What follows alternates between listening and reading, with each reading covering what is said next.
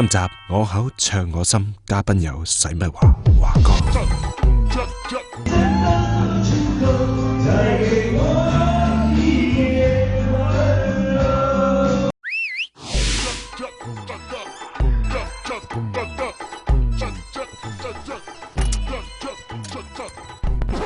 没有你的消息，因为我在想你。原唱有原唱嘅味道。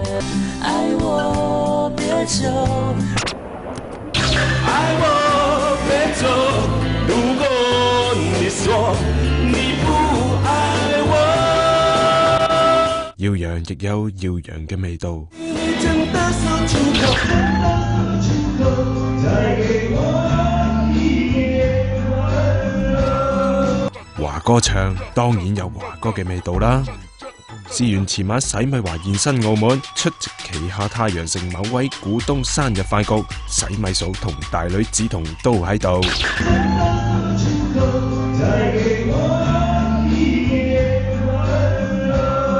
雖然條片得個幾秒，不過華哥嗰種感覺唱晒出嚟。據知當時華哥台上獻唱，成班股東都推洗米嫂去老公身邊，攞住咪嘅洗米嫂尷尬合唱。復合有望，冇事啦，破鏡重圓，呢啲說話不斷喺台下湧上台上。洗米華亦借勢攬實洗米嫂，在世界中心呼喚：我只得一個周太。嗱，故事聽到呢度，係時候歪下帶啦。舊年一拖 Mandy 生完 B 女之後，第二胎隨時生得啦。正當大家以為 Mandy 坐正人在望嘅時候，不過又話洗米華一直唔肯簽紙離班，到前晚就爆出一場我口唱我心，洗米嫂仲挨住老公膊頭激動喊爆啊！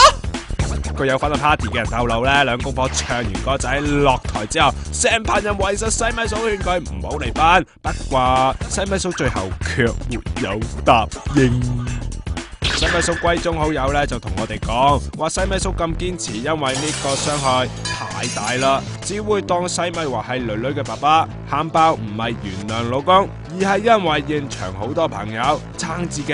當時台上台下都好多人大叫，我哋只係認一個周太，就係你。